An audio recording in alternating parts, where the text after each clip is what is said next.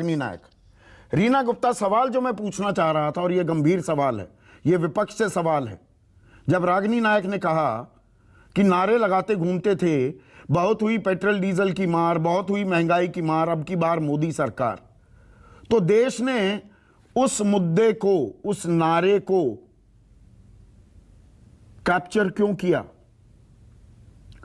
वो लोगों के दिल को क्यों छुआ?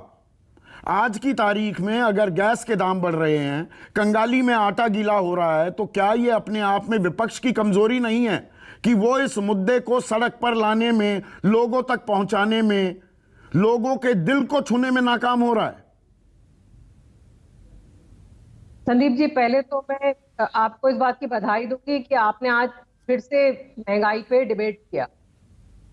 दूसरी बात, आप देखिए कि जब से मोदी, बहुत एको आ रहा है इसमें, अभी ठीक जब करा से मोदी जी की सरकार आई है, सारा फोकस सिर्फ इस पे रहा है कि कैसे आप पूरे देश का ध्यान बरगलाएं और किस तरह से आप हिंदू मुसलमान इस तरह की बातों में पूरे देश का टाइम वेस्ट करें। विपक्ष क्या कर रहा है? बिल्कुल, विपक्ष तो लगातार आवाज उठा रहा है संदीप जी, लेकिन आज भी आप देख लीजिए, आपके टीवी चैनल के अलावा कोई चैनल पे महंगाई का कोई कार्यक्रम नहीं हो रहा। बाकी सारे चैनल पे वो ही घिसे पिटे पुराने कार्यक्रम हो रहे हैं। दूसरी बात, ये बहुत क्लियर हो गया है पिछले दिनों जो 2 इंसिडेंट हुई हैं, उदयपुर की और जम्मू कश्मीर की, कि जहां तक आप देखिए इन दोनों इंसिडेंट से क्लियर हो गया है कि भारतीय जनता पार्टी से जुड़े हुए जो लोग थे, वो ही ये आतंकवाद का काम इन्होंने कराया है दोनों स्टेट्स में। तो इनका पूरा फोकस ये है कि आप इस तरह का आतंकवादी हरकतें करवाइए और देश का ध्यान बरगलाइए, जिससे कि जो असली मुद्दे हैं, असली मुद्दों पे कोई डिस्कशन ही ना हो।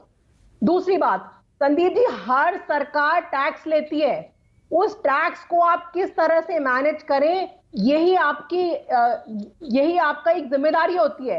ये कोई अनोखी सरकार नहीं है। आप देखिए, कल भी सीएजी की रिपोर्ट आई है जिसमें क्लियरली सीएजी ने कहा है कि दिल्ली सरकार ने अपना बजट बहुत अच्छे से मैनेज किया है।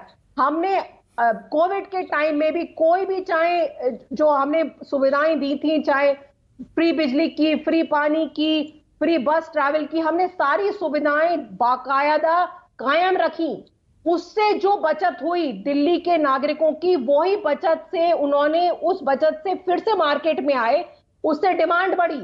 इस तरह से आपको इकोनॉमी मैनेज करनी चाहिए। लेकिन मोदी जी की सरकार का पूरा ध्यान जो रहता है कि किस तरह से आप स्टेट गवर्नमेंट्स को लुढ़काएं आप, और दूसरा किस तरह से आप आतंकवाद बढ़ाएं। अब जो महाराष्ट्र में इन्होंने एमएलए खरीदी है, उसका पैसा कहां से आया है? उसका पैसा यही तो आया है जो आप और मैं टैक्स दे रहे हैं, वही पैसे से एमएलए खरीदे जा रहे हैं।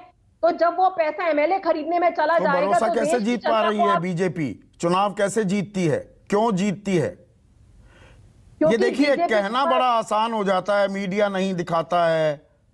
सड़क पर उतरने की जरूरत है, आम आदमी से संवाद करने की जरूरत है, जो संवाद विपक्ष नहीं करता दिखता है।